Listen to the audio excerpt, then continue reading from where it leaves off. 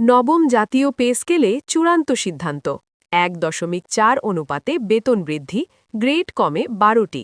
ডিসেম্বরের শেষে গেজেট, জানুয়ারি থেকে ৩ ধাপে বাস্তবায়ন শুরু। আজকে যারা সরকারি চাকরিজীবী আছেন তারা চ্যানেলটি প্রথমেই সাবস্ক্রাইব করে নিন এবং ভিডিওতে একটি লাইক করে নিন। দীর্ঘদিনের অপেক্ষা ও নানা জল্পনার অবসান ঘটিয়ে সরকার অবশেষে নবম জাতীয় পে স্কেল কার্যকরের চূড়ান্ত সিদ্ধান্তে পৌঁছেছে। ১.৪ অনুপাতে এই পে স্কেল বাস্তবায়নের সিদ্ধান্ত সরকারি চাকরিজীবীদের জন্য একটি বড় স্বস্তির খবর। এটি শুধু বেতন বাড়ানোর সিদ্ধান্ত নয়, বরং পুরো বেতন কাঠামোকে নতুনভাবে সাজানোর একটি গুরুত্বপূর্ণ পদক্ষেপ। নতুন পে স্কেলের সবচেয়ে বড় পরিবর্তন হিসেবে গ্রেড সংখ্যা কমিয়ে আনা হয়েছে। আগের জটিল কাঠামো বাদ দিয়ে এবার মোট ১২টি গ্রেড নির্ধারণ করা হয়েছে, যা বেতন কাঠামোকে আরও সহজ ও বোধগম্য করবে। এতে করে কর্মচারীদের মধ্যে দীর্ঘদিনের বিভ্রান্তি ও অসন্তোষ অনেকটাই কমবে বলে ধারণা করা হচ্ছে। এই পে স্কেল একসাথে বাস্তবায়ন না করে ৩ ধাপে কার্যকর করার সিদ্ধান্ত নেওয়া হয়েছে।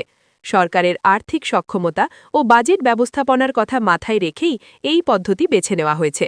ধাপে ধাপে বাস্তবায়নের ফলে রাষ্ট্রের উপর হঠাৎ অতিরিক্ত চাপ পড়বে না।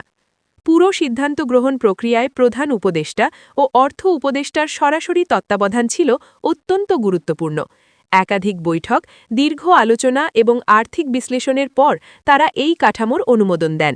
এই সিদ্ধান্ত কোনো একদিনে নেওয়া হয়নি, বরং ধাপে ধাপে পর্যালোচনা করেই চূড়ান্ত করা হয়েছে। দেশের বর্তমান অর্থনৈতিক বাস্তবতা, বাজার দর বৃদ্ধি ও জীবনযাত্রার ব্যয় সব বিষয় গভীরভাবে বিবেচনায় নেওয়া হয়েছে। সরকারি চাকরিজীবীরা যেন বাস্তব অর্থে কিছুটা স্বস্তি পান, সেই লক্ষ্যেই এই পে স্কেল প্রণয়ন করা হয়েছে। এতে দীর্ঘদিনের দাবির প্রতিফলনও দেখা যাচ্ছে। সরকারি সূত্র জানিয়েছে, নবম জাতীয় পে স্কেলের গেজেট ডিসেম্বরের শেষের দিকে প্রকাশ করা হবে। গেজেট প্রকাশের মাধ্যমে এই সিদ্ধান্ত আনুষ্ঠানিক রূপ পাবে এবং প্রশাসনিকভাবে তা বাস্তবায়নের পথ উন্মুক্ত হবে। এরপর আর কোনো অনিশ্চয়তা থাকবে না।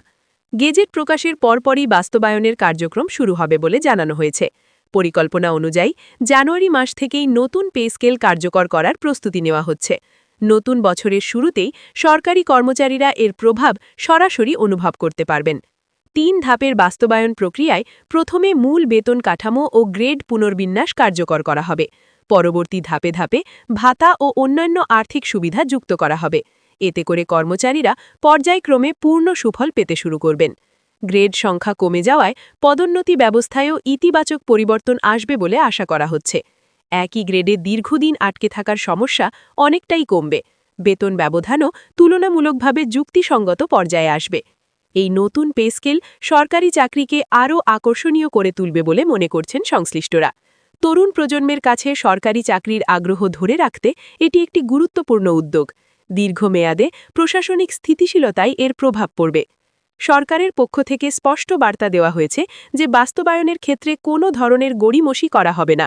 নির্ধারিত সময়সূচি অনুযায়ী ধাপে ধাপে সব সিদ্ধান্ত কার্যকর করা হবে। সংশ্লিষ্ট সব দপ্তরকে আগেই প্রস্তুতির নির্দেশ দেওয়া হয়েছে।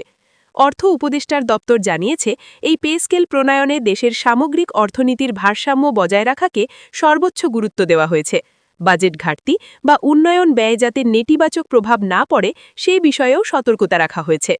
প্রধান উপদেষ্টা নিজেই প্রশাসনিক প্রস্তুতি দ্রুত শেষ করার নির্দেশ দিয়েছেন। বেতন নির্ধারণ সংক্রান্ত হিসাব, সফটওয়্যার আপডেট এবং বিল প্রস্তুতির কাজ আগেভাগেই শুরু করার কথা বলা হয়েছে। এতে বাস্তবায়নে জটিলতা কমবে। সরকারি কর্মচারীদের মধ্যে ইতোমধ্যেই এই সিদ্ধান্ত নিয়ে ব্যাপক আলোচনা শুরু হয়েছে। অনেকেই মনে করছেন, দীর্ঘ সময় পর একটি বাস্তবসম্মত ও কাঠামোগত পে স্কেল আসছে। এতে তাদের জীবনযাত্রায় ইতিবাচক পরিবর্তন আসবে। সব দিক বিবেচনায় বলা যায়, ১.৪ অনুপাতে কার্যকর হতে যাওয়া নবম জাতীয় পে স্কেল শুধু একটি বেতন কাঠামো নয়, এটি সরকারি প্রশাসনের জন্য একটি বড় সংস্কারমূলক উদ্যোগ।